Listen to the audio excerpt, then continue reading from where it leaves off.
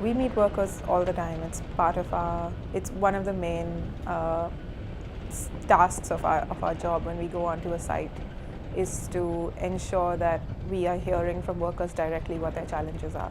There was this one particular case last year where we walked into a plantation and spoke with a group of 8 female workers.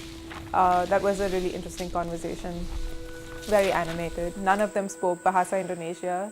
One of them they spoke a different dialect called Bahasa Nias.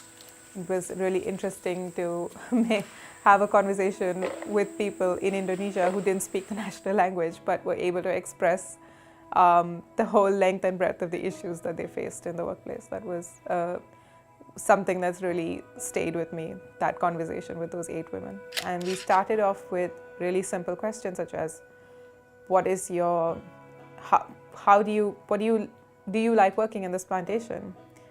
And reticently, some of them said, well, things could be worse. At least I have a job. And then that snowballed into, how else would I feed my children?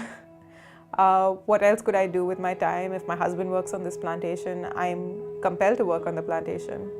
And slowly that led to more questions about, okay, tell us about your work on the plantation and how do you feel about things? And that's when the group really opened up. It was such an interesting conversation. They started off by saying things like, oh, I had to give birth to my children on the kitchen floor because there's no maternity clinics close by. Then it snowballed into the issues about wages and them not having the right to earn a monthly minimum wage because they were on casual contracts.